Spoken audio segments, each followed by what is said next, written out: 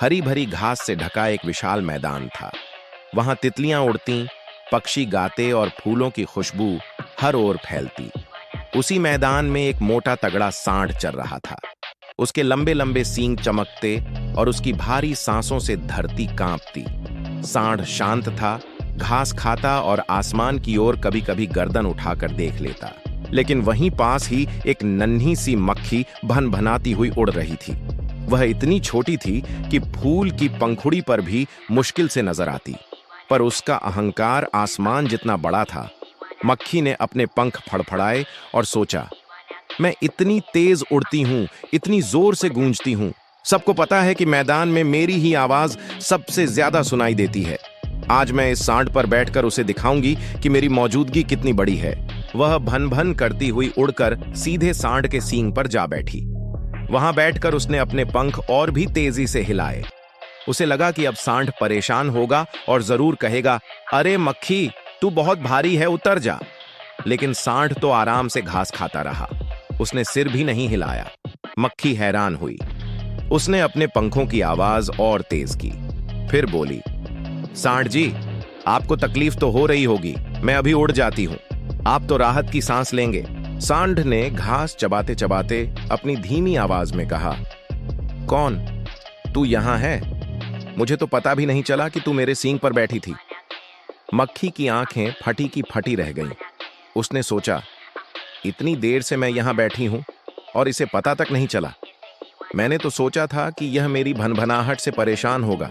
सांड ने शांत स्वर में कहा, बेटी, तू चाहे बैठ चाहे उड़ जा, इससे मेरे लिए कुछ फर्क नहीं पड़ता। मैं इतना बड़ा हूं कि तेरी मौजूदगी से मुझे कोई परेशानी नहीं हो सकती। मक्खी शर्मिंदा होकर भनभनाती हुई उड़ गई। जाते जाते उसने सोचा, शायद मैं सचमुच उतनी बड़ी नहीं जितनी खुद को समझती हूं। मैदान के फूल हंसने लगे। तितलियों ने कहा, देखा, नन्ही सी चीज अगर खुद को सबसे बड़ी समझे तो मूर्ख ही लगती है। उस दिन से मक्खी का घमंड कुछ कम हो गया। उसने सीखा कि असली महत्व कामों से मिलता है, शोर मचाने से नहीं। और यही है कहानी द ग्नैट एंड द बुल की, जो हमें सिखाती है कि कभी कभी हम खुद को जितना बड़ा मान लेते हैं, उतने बड़े दूसरों की नजरों में नहीं होते।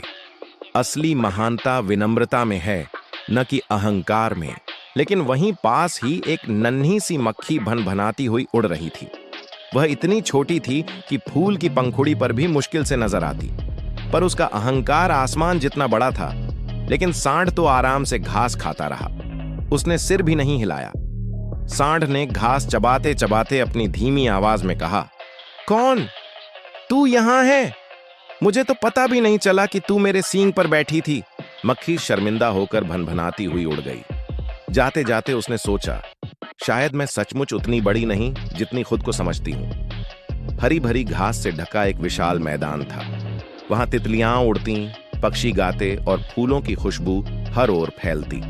उसी मैदान में एक मोटा तगड़ा सांड चल रहा था।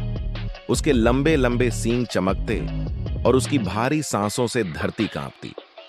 सांड शांत था, घास खाता और आसमान की ओर कभी कभी गर्दन उठाकर देख लेता।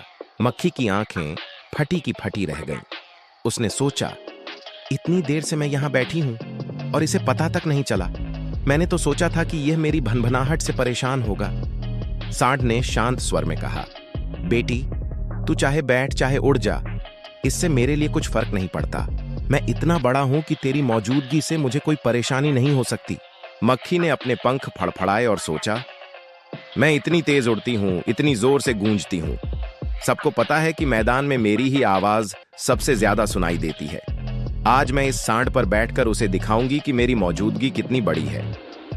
वह भन भन करती हुई उड़कर सीधे सांड के सींग पर जा बैठी। वहां बैठकर उसने अपने पंख और भी तेजी से हिलाए। उसे लगा कि अब सांड परेशान होगा और जरूर कहेगा, अरे मक्खी, तू बहुत भारी है, उतर जा। मैदान के फूल हंसने लगे।